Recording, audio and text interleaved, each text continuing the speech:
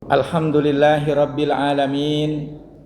Wassalatu wassalamu ala ashrafil anbiya'i wal mursalin Sayyidina wa maulana Muhammadin wa ala alihi wa sahbihi ajmain. Amma ba'du. Allahumma inna nas'alukal munuh wal futuh war rusuh wa taubatan nasuh wa salahal jasadi war ruh.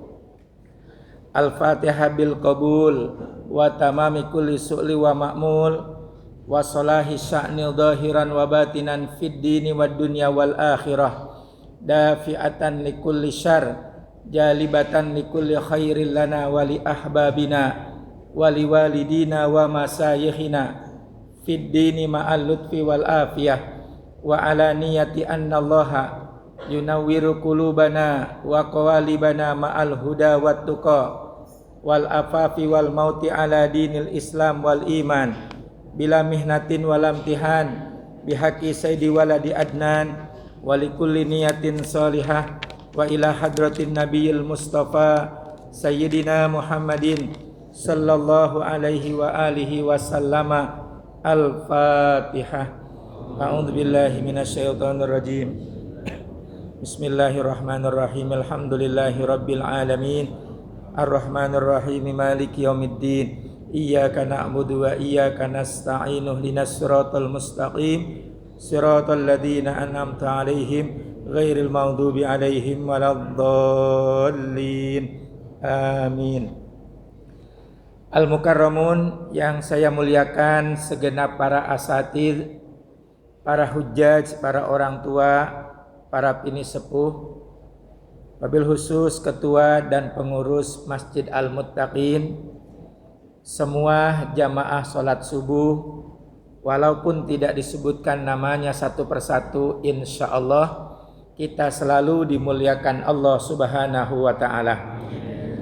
Pada pengajian hari ini kita akan berbicara tentang keberkahan yang begitu banyak yang ada di bulan suci Ramadan.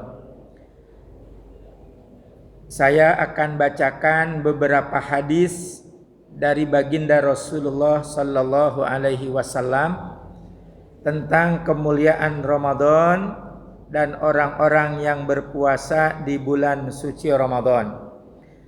Bismillahirrahmanirrahim. An Abi Hurairah radhiyallahu anhu qala Rasulullah sallallahu alaihi wasallam, u'tiyatu ummati khamsu khisalin fi ramadana lam tu'tahunna ummatan qablahum.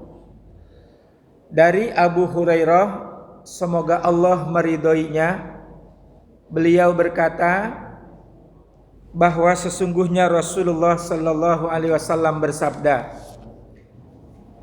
telah diberikan kepada aku, kata Nabi, dan juga diberikan kepada umatku 5 kemuliaan dari sebab keberkahan bulan suci Ramadan yang tidak diberikan kepada umat-umat Nabi yang lain. Mana saja yang 5 itu? Yang pertama, famis so'imit tibu indallah min rihil misik. Bau mulut orang yang berpuasa itu lebih wangi harumnya daripada minyak misik di sisi Allah. Apa maksudnya? Oleh para ulama diperjelas, mulut itu, maaf ya, bau karena sebab makanan dan minuman yang dikonsumsi. Minum kopi, baunya bau kopi. Minum susu, baunya bau susu. Minum teh, baunya teh. Jadi bagaimana makanan dan minuman yang diasup ke dalam mulut.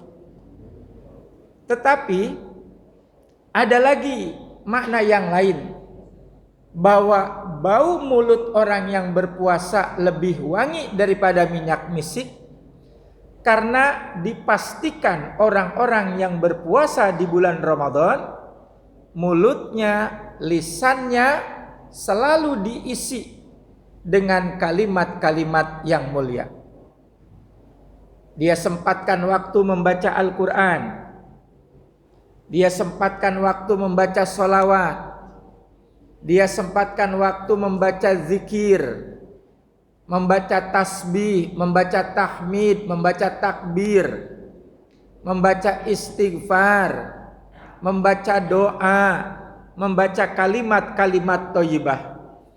Karena lisan ini selalu dibacakan kalimat-kalimat yang mulia tadi, maka secara otomatis yang keluar dari lisannya, entah itu baunya, entah itu gerakannya, Allah menilai begitu mulia, harumnya daripada minyak misik. Makanya diperintahkan oleh baginda Rasulullah di bulan suci Ramadan, perbanyaklah diantaranya membaca Al-Quran, atau membaca sholawat, atau membaca ratib, atau membaca kalimat-kalimat thayyibah. Itulah makna daripada maksud bahwa mulut orang yang berpuasa itu lebih wangi daripada minyak misik. Di samping itu dia menjaga lisannya untuk tidak melakukan hal-hal yang dilarang oleh Allah. Mulutnya tidak berdusta, mulutnya tidak bergunjing, mulutnya tidak namimah, mulutnya tidak marah. Dipastikan orang yang berpuasa di bulan Ramadan betul-betul lisannya itu dalam keadaan yang baik. Itu yang pertama. Yang kedua, yang Allah berikan kepada aku dan umatku dan tidak diberikan kepada umat yang lain itu apa? Wa tastaghfiru lahumul hitanu hatta yuftiru.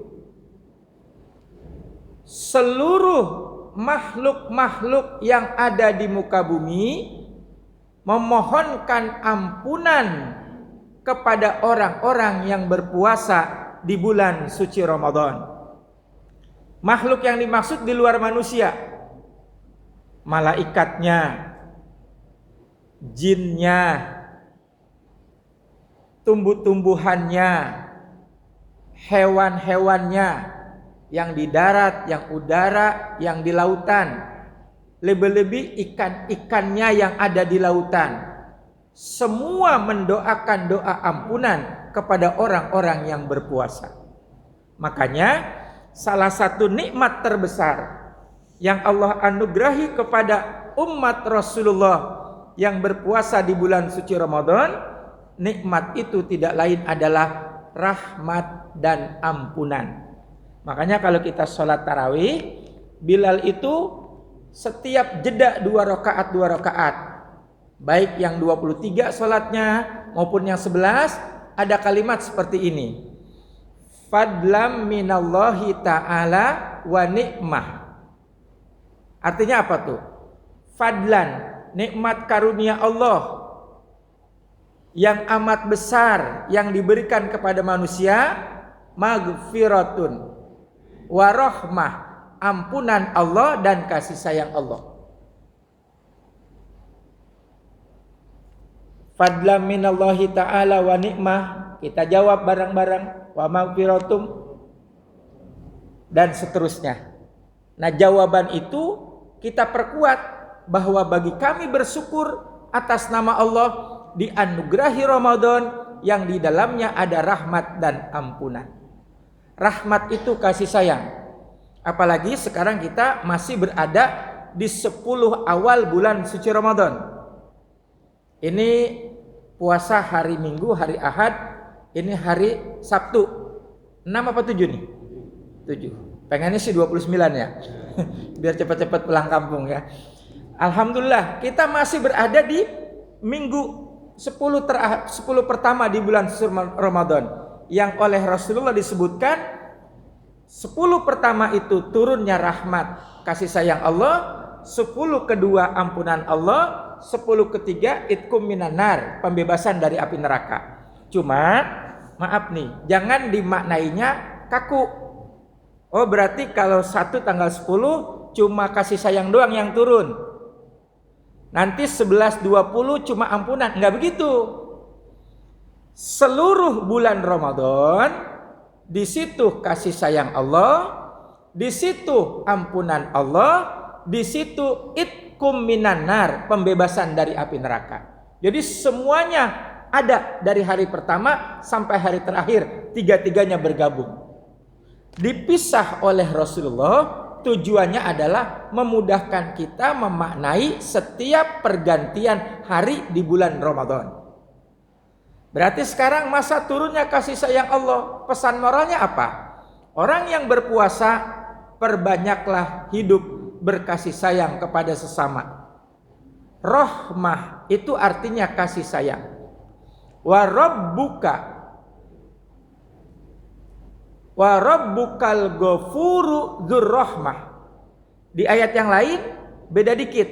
Wa rabbukal ghaniyyu dzurrahmah. Dan Allah Tuhanmu Al-Ghafur yang maha pengampun, Dzurrahmah, dan Allah pemilik kasih sayang yang sempurna. Semua makhluknya tanpa terkecuali Allah kasih nikmat dan karunia. Yang modelnya kayak apa Allah kasih tanpa dipilah-pilih.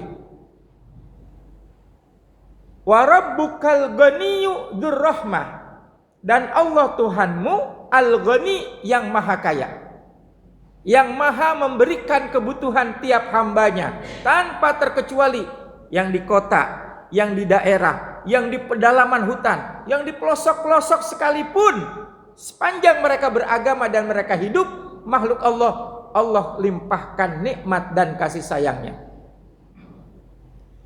Innalladzina amanu wa amilus solihati sayaj'alu, sesungguhnya orang-orang yang beriman dan orang-orang yang beramal soleh, sayaj'alu, Allah jadikan kepada mereka wuddan. Apa tuh wuddan? Wuddan itu artinya memiliki cinta dan kasih sayang kepada sesama. Ciri orang yang beriman, ciri orang yang beramal soleh, dia berkasih sayang kepada sesama. Karena kasih sayang merupakan bagian dari milik Allah yang amat besar. Maka kita sebagai hambanya ikut meneladani akhlak daripada Allah dan akhlak daripada Rasulullah. Dan Rasulullah pun dalam surat Al-Fat, beliau yang mulia menyebutkan bahwa salah satu, surat Al-Fat betul ayat 29, bahwa salah satu ciri daripada umat Rasulullah itu ruhama'u bainahum. Apa ruhama? Berkasih sayang bainahum, di antara mereka. Makanya orang yang berpuasa, lihatlah wajahnya berseri, senyumnya banyak, intinya pada baik. Nggak ada orang yang puasa itu ribut-ribut, nggak ada. Nggak ada orang berpuasa berantem-berantem, nggak ada. Kenapa? Dia betul-betul menerapkan akhlak Rasulullah, berkasih sayang kepada sesama. Wa ma kana lilladzina amanu watawasau bis sabri watawasau bil marhamah. Dan orang-orang yang beriman itu salah satunya cirinya adalah watawasau bis sabri, dia berwasiat dengan kesabaran. Watawasau bil marhamah, dan dia berwasiat dengan penuh kasih sayang. Apalagi ini bulan Ramadan, wasabru, bulan sabar. As-sabru sawabul jannah, sabar itu adalah pakaian penduduk surga. Sabar dalam segala hal, karena kita sedang berpuasa mengharap rahmat dan kasih sayang Allah. Wa atiullaha war rasula la'allahum turhamun. Kalau ingin meraih kasih sayang Allah, syaratnya 2 di ayat itu. Taat kepada Allah dan taat kepada Rasulullah. Bapak Ibu yang dimuliakan Allah Subhanahu wa ta'ala. Kemudian yang ketiga,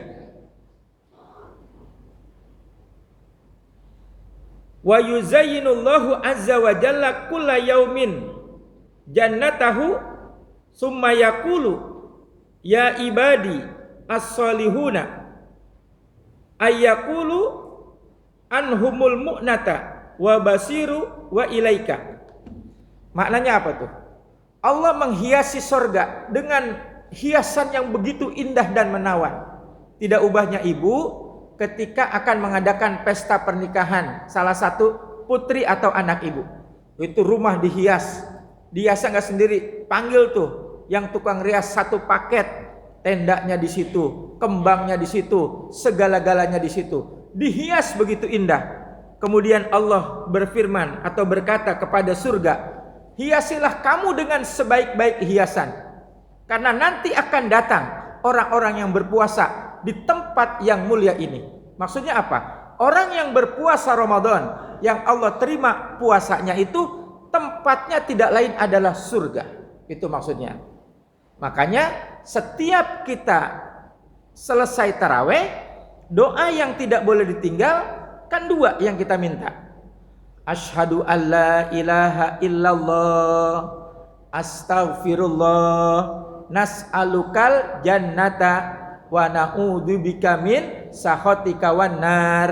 Pertama kita bersahadat, kemudian kita memohon ampun, kemudian doanya apa? Ya Allah, kami memohon dengan ridho dan rahmat-Mu, masukkan kami semua ya Allah ke dalam surga, dan kami memohon kepadamu ya Allah, jauhkan kami, selamatkan kami daripada siksa api neraka. Ini hadiah besar yang Allah berikan kepada orang-orang yang berpuasa di bulan suci Ramadan. Bapak Ibu yang dimuliakan Allah. Kemudian apa lagi? Di bulan suci Ramadan yang Allah berikan kepada umat Rasulullah itu, maaf, agak kasar ya, setan-setan itu dibelenggu, belenggu dirantai. Artinya apa? Ruang geraknya itu nggak bisa bebas seperti di luar Ramadan. Apa yang membuat mereka itu tidak bebas puasa Ramadan? Contoh nih, contoh. Ketika kita tersulut emosi, kan mau marah. Ada hadis Nabi kita ingat. Ana so'im, saya lagi puasa. Ana so'im, saya lagi puasa. Nggak jadi tuh marahnya. Karena setan ngajak kita supaya marah. Biar rusak pahala puasanya, biar batal puasanya. Makanya dikalahkan dengan syarat-syarat puasa tadi. Nggak boleh marah. Nggak boleh berbuat maksiat. Jadi gerak langkah setan itu menjadi lemah dengan sebab ibadah puasa Ramadan yang sebenar-benarnya. Kemudian yang kelima atau yang terakhir,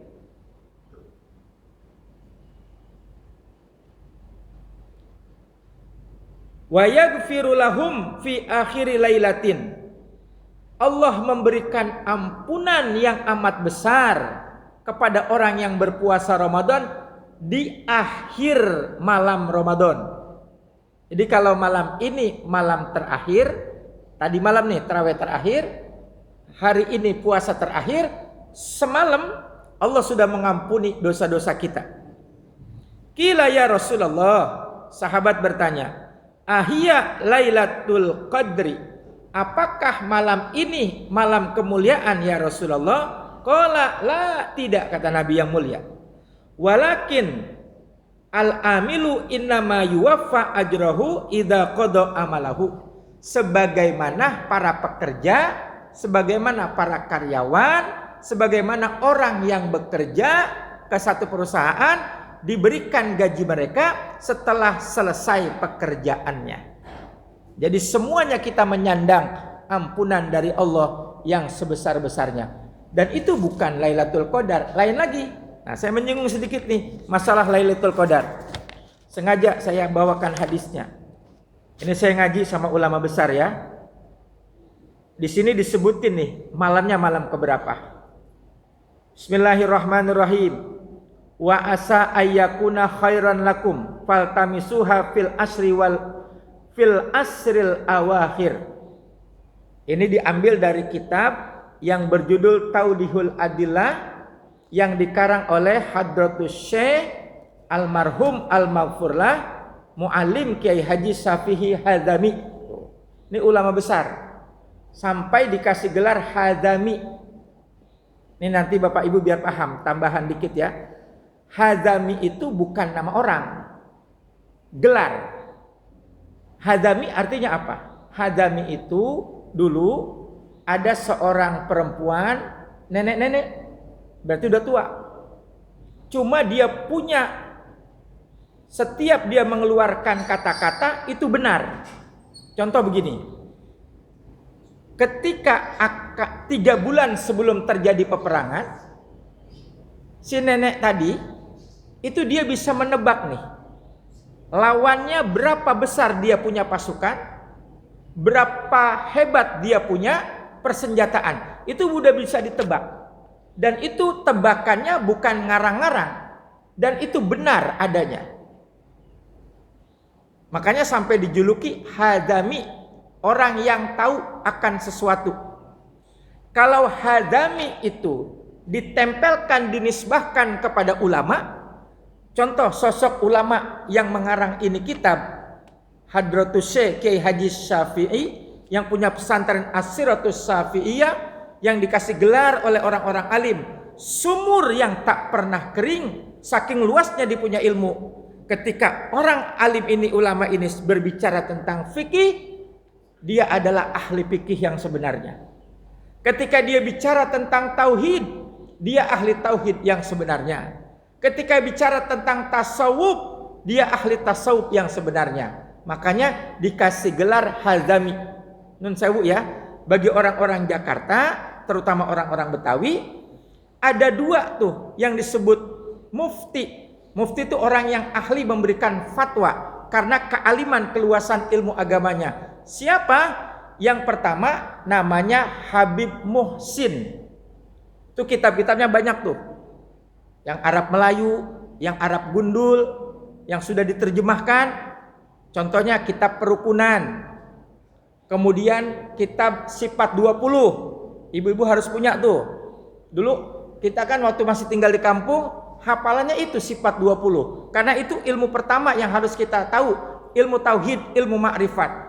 Awalu wajibin alal insani ma'rifatul ilahi bistiqoni. Jadi salah ungkapan orang, belajar Sifat 20 itu pengajian nenek-nenek. Enggak begitu. Sifat 20 itu adalah pondasi akidah tauhid yang pertama. Di situ ada sifat yang wajib bagi Allah, ada sifat yang mustahil bagi Allah, ada sifat yang jaiz bagi Allah. Kita harus tahu yang 20, wujud, qidam, baqo sampai selesai. Yang mustahilnya, kalau wajib itu berarti harus dihafal, harus tahu. Bagaimana kita bisa mengenal Allah kalau sifat-sifatnya kita nggak kenal? Nah, ada lagi mufti yang kedua, mufti tsani. Namanya adalah Hadratus Syekh Kiai Haji Syafi'i Hazami. Itu diakui sampai ke Timur Tengah, sampai ke Hadramaut, bahwa beliau ini adalah ulama besar. Nah, di antaranya di dalam kitabnya, beliau mengutip hadis-hadis Rasulullah yang sahih. Asa ayyakuna khairal lakum. Dan semoga Ramadan itu mendatangkan kebaikan bagi kamu semua. Faltamisuha. Jika kamu ingin menuntut, ingin mengharapkan begitu besar akan ketemu dengan datangnya Lailatul Qadar fil asril awakhir. Apa tuh? Maka datangilah, jemputlah Lailatul Qadar fil awakhir, di malam-malam terakhir. Kemudian dari Sayyidina Ibnu Umar radhiyallahu an, man kana mutaharriyaha, barang siapa yang berusaha mengharapkan ketemu Lailatul Qadar, falyatahirraha lailatas sabi' wal isrin, maka hendaklah dia menuntutnya pada malam disebut nih angkanya, sabi 7, isrin 20, berarti malam ke-27 di bulan suci Ramadan. Tandain tuh malam 27. Bangun malam, tahajud, karena di jam-jam itu Lailatul Qadar datangnya. Ada yang punya pendapat begini, Pak Dedi, maaf, kan udah terawih, apa perlu sholat malam lagi? Beda dong. Terawih mah terawih, tahajud mah tahajud. Jadi terawih Yang 23, yang 11 itu sholat sunat tarawih yang ada di bulan suci Ramadan. Kalau tahajud nanti waktunya sepertiga malam, beda, dia tidak sama. Makanya maaf nih Bapak Ibu, ulama kita juga menganjurkan kalau pengen berkah, sholat yang 40 rakaat jangan ditinggal. Ibu yang nyender bingung, banyak amat Pak Dedi, 40 rakaat. Mana yang 40? Hitungannya begini. Sholat wajib 5 waktu, zuhur, asar, maghrib, isya, subuh. Berapa kalau di total? 17. Tahajud plus witir. Tahajudnya 8, witirnya 3, 11. 17 tambah 11 berapa? 28. Sisanya berapa? 12. 12 itu sholat sunnah rawatib, qobliyah ba'diyah. Hitungannya apa kata ulama? 4 rakaat sebelum zuhur, 2 rakaat setelah zuhur, 6. 2 rakaat setelah maghrib, 8. 2 rakaat setelah isya, 10. 2 rakaat sebelum sholat subuh, totalnya jadi 12. 28 tambah 12 berarti 40. Kata ibu, berat amat itu tahajud sampai 11. Yuridullahu bikumul yusra wala yuridu bikumul usra. Kita jangan kaku juga mendengar kalimat ini. Seandainya kita nggak sanggup karena lelah, capek, nggak ngapa-ngapa. Agama nggak ngeberatin. Toh ibadahnya ibadah sunnah, tapi sunnahnya sunnah muakkad. Tidak harus 11. Kalau kita punya kemampuan cuma 2 rakaat, bagus. Karena dia masih mau bangun tahajud. Apalagi ini bulannya bulan Ramadan. Tadi itu targetnya, pengen ketemu dengan bulan Lailatul Qadar, malam kemuliaan. Hadis berikutnya. Faqala Ibnu Abbas radhiyallahu anhu. Berkata sahabat Nabi yang mulia Ibnu Abbas, semoga Allah meridainya. Ahabbul a'dadi ilallahi ta'ala al-witru.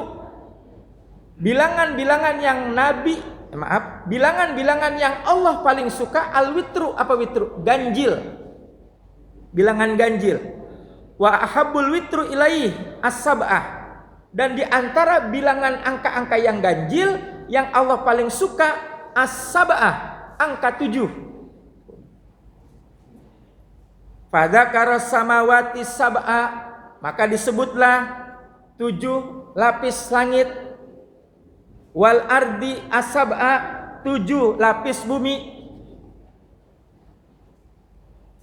kemudian 7 putaran tawaf. Terus apa lagi? Al usbu'u, jumlah daripada hari yang 7, Senin sampai Senin lagi jumlahnya 7. Wadarokatin nar, jumlah neraka yang 7. Wal a'dha'is sab'ah, bilangan-bilangan tawaf anggota. Wal a'da'i itu artinya jumlah anggota badan yang 7. Semua serba 7. Ada lagi nggak yang 7? 7 hari, 7 anggota badan, 7 putaran tawaf. Terus apa lagi?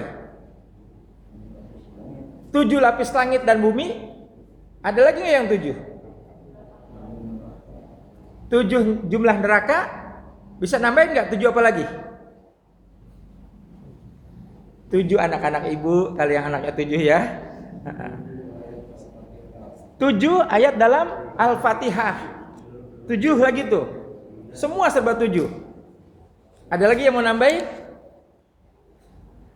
Mumpung belum ditutup nih. Kalau ngaji gitu bareng-bareng ya. Nah, setelah disebut angka 7, baru Rasulullah yang mulia lewat Sayyidina Ibnu Abbas mengulang perkataan Nabi yang mulia. Fadalla dzalikal adadu ala annaha sabi'atu wal isrun.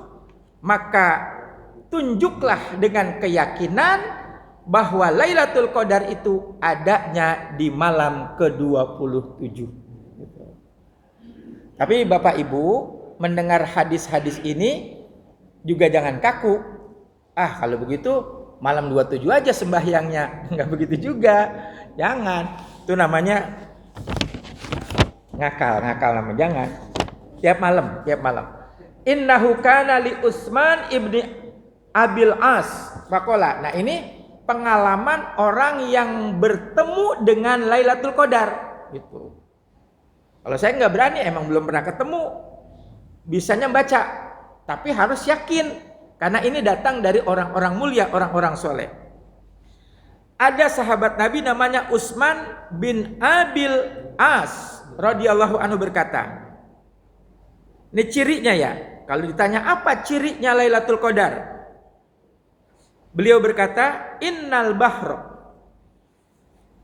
ya'dzubu ma'uhu lailatan minas syahri. Sesungguhnya air laut itu terasa tawar. Biasa kan air laut asin. Pernah aku dapati air laut itu terasa tawar pada satu malam daripada bulan suci Ramadan. Qala idza kanat tilkal lailatu fa'alimni fa idza hiya as-sabi'atu wal isrun. Dan ternyata yang aku dapati air laut itu terasa terasa tawar malamnya itu pada hitungan malam 27 di bulan Ramadan. Ini pengalaman orang yang merasakan nikmatnya Lailatul Qadar gitu. Jadi kalau ditanya apa ciri-cirinya, salah satu cirinya ini gitu. Ada lagi yang bilang suasananya hening, sepi. Ya enak kalau Bapak tinggalnya di perumahan. Kalau saya kan pinggir jalan, gimana sepi. Dikit-dikit anak kecil tartor kan lagi rame tuh main petasan atau bolak-balik kendaraan kan bising. Jadi ya kita percaya, harus yakin. Hening itu waktu saya ngaji begini, kata Kiai, memaknai sesuatu jangan literally gitu. Harus pakai makna yang lain. Yang dimaksud hening itu keadaan jiwa. Beda tuh. Nanti Bapak Ibu yang ngerasain dah. Sesuatu kok hari ini beda gitu. Hati enak, pikiran enak, pokoknya suasananya beda aja. Saya yakin Bapak Ibu pasti pernah merasakan keadaan seperti itu. Pernah nggak Ibu? Iya, apalagi pas mau lebaran kan? Lebih hening. Oh, dompet 20 juta gimana hening Ibu ya? Pokoknya bawaannya enak aja gitu ya, bawaannya enak. Baik Bapak Ibu yang dimuliakan Allah Subhanahu wa taala. Lalu kata ulama, ngaji Ramadan nggak boleh panjang-panjang. Kesian, karena kita lagi puasa, capek, ngantuk. Nanti yang mau tidur terusin, karena tidurnya orang puasa itu naumus shaim ibadah, gitu ya. Iya. Paling tidak kata ulama, dengan sebab tidur itu menghentikan seseorang untuk berbuat yang tidak baik. Makanya tidurnya menjadi ibadah, gitu. Apalagi ibadah yang lain. Mudah-mudahan semua jamaah dan keluarga besar Masjid Al-Muttaqin, perumahan Taman Modern, selalu Allah berikan kesehatan dan afiat, panjang umur dan istiqomah. Allah luaskan pintu rizkinya, Allah berkahi anak menantu dan cucunya, Allah terima amal ibadah puasanya, Allah kabulkan semua doa-doanya, dan Allah muliakan hidup kita dari dunia sampai akhirat. Dan Allah berkenan kepada kita dengan rahmatnya, mempertemukan kembali kita dengan Ramadan yang akan datang. Wabillahi taufiq wal hidayah. Assalamualaikum warahmatullahi wabarakatuh.